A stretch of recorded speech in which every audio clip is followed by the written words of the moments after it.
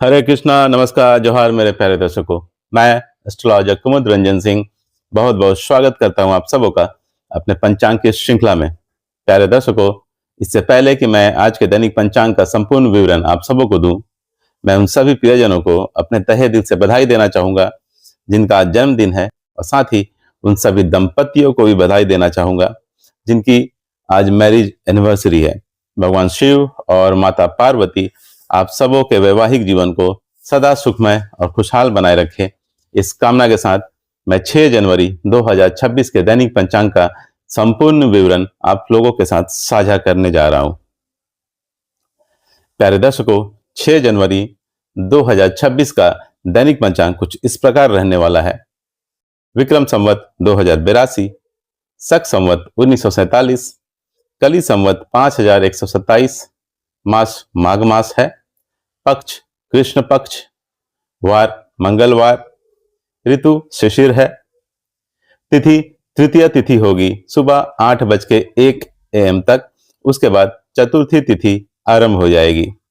योग प्रीति योग होगा रात के 8:21 PM तक, उसके बाद आयुष्मान योग आरंभ हो जाएगा। करण वृष्टि अर्थात भद्रा होगी सुबह 8:01 AM तक, उसके बाद बवकरण आरंभ हो जाएगा जो रात के 7:21 PM तक रहेगी। उसके बाद बालोकरण आरंभ हो जाएगी। सूर्य राशि धनु होगी, सूर्य नक्षत्र पूर्वाषाढ़ा होगी, चंद्र राशि कर्क होगी दोपहर के 12:17 PM तक, उसके बाद सिंह राशि आरंभ हो जाएगी। चंद्र नक्षत्र आश्लेषा होगी दोपहर के 12:17 PM तक, उसके बाद मघा नक्षत्र आरंभ हो जाएगी। राष्ट्रीय राजधानी न्यू दिल्ली के अनुसार सूर्योदय, सूर्यास्त, चंद्रोदय और चंद्रास्त का समय कुछ इस प्रकार रहने वाला है। सूर्योदय होगा सुबह 7:15 AM पर, सूर्यास्त होगा शाम के 5:39 PM पर, चंद्रोदय होगा रात के 8:54 PM पर, चंद्रास्त होगा दिन के 9:35 AM पर। आयन उत्तरायण है। चलिए प्यारे दर्शकों, अब हम 6 जनवरी 2026 के शुभ और अशुभ मुहूर्त और काल की चर्चा कर लेते हैं। प्यारे दर्शकों, मैं मुहूर्त के समय के साथ साथ सभी मुहूर्तों की विशेषताओं की जानकारी भी आपको साथ ही देता चलूंगा। अभिजीत मुहूर्त।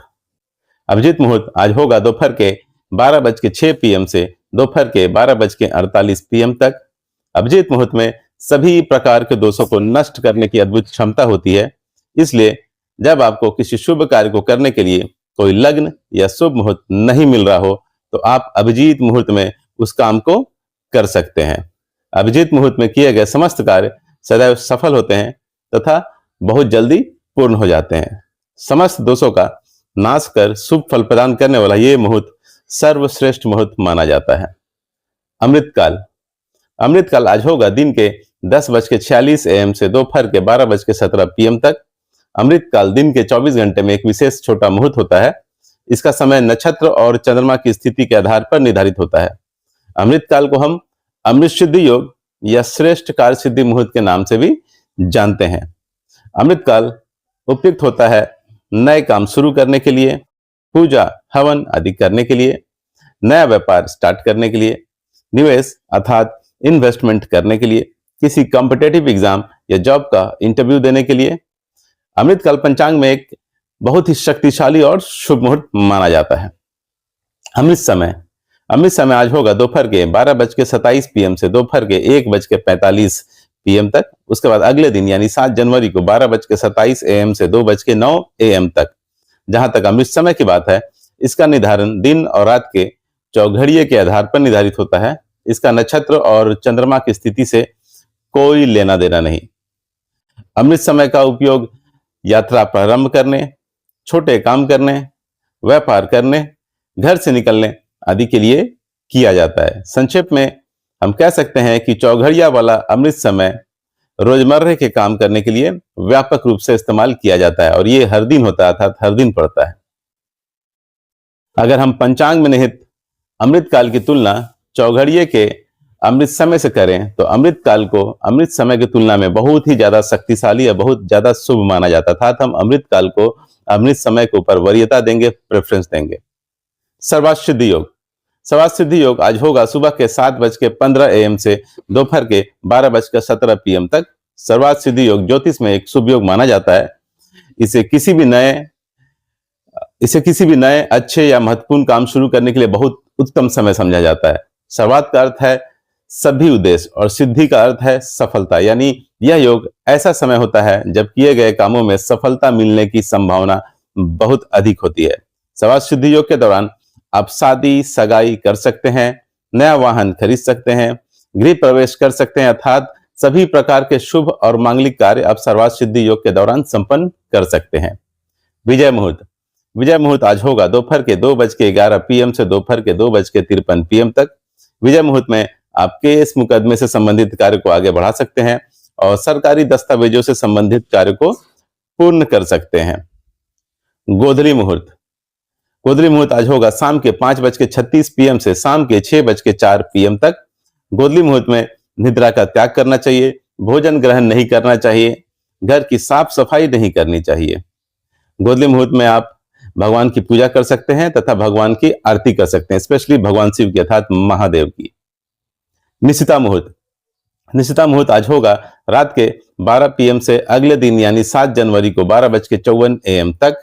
निशिता मुहूर्त हिंदू धर्म में धार्मिक और तांत्रिक साधना के लिए शुभ समय माना जाता है। ब्रह्म मुहूर्त आज होगा प्रातःकाल 5:26 AM से प्रातःकाल 6:21 AM तक। ब्रह्म मुहूर्त ज्ञान अर्जन करने के लिए और पठन पाठन के लिए सबसे उपयुक्त मुहूर्त माना जाता है। इस लिहाज से ये विद्यार्थियों के लिए सबसे उत्तम मुहूर्त है। राहु काल आज होगा दोपहर के 3:03 PM से शाम के 4:21 PM तक। राहु काल को ज्योतिष शास्त्र में एक बहुत अशुभ समय माना जाता है और किसी भी तरह के शुभ कार्य करने की मनाही होती है। राहु इंसान के दिमाग को प्रभावित करता है, जिसकी वजह से इंसान के निर्णय लेने की क्षमता प्रभावित होती है। इसलिए सभी तरह के शुभ कार्य करने की मनाही होती है राहु काल के दौरान। गुलिक काल आज होगा दोपहर के 12:27 PM से दोपहर के 1:45 PM तक। गुलिक काल शुभ भी हो सकता है और अशुभ भी। गुलिक काल में जो भी काम होता है वो रिपीट होता है, अर्थात दोहराता है। इसलिए गुलिक काल में अगर आप कोई ऐसा कार्य करते हैं जिसके दोहराने से फायदा हो तो आपके लिए शुभ होगा, लेकिन अगर आप कोई ऐसा कार्य करते हैं जिसके रिपीट होने से दोहराने से आपको हानि और क्षति हो सकती है तो यही गुलिक काल आपके लिए अशुभ साबित होगा। गुलिक काल में आप धन संग्रह कर सकते हैं, वाहन खरीद सकते हैं, अचल संपत्ति खरीद सकते हैं। गुलिक काल में आप अंतिम संस्कार अर्थात दाह संस्कार वाले कार्य बिल्कुल ना करें, विवाह ना करें, सगाई ना करें, बैंक से लोन ना लें तथा किसी भी प्रकार का कर्ज ना लें। यमगंड आज होगा दिन के 9:51 AM से दिन के 11:09 AM तक। यमगंड का मतलब होता है यमराज का समय। ज्योतिष शास्त्र में यमगंड को एक अशुभ समय माना जाता है। यमगंड मुहूर्त में सभी प्रकार के शुभ कार्यों से बचना चाहिए, क्योंकि यह बाधाओं और विफलताओं का कारण बन सकता है।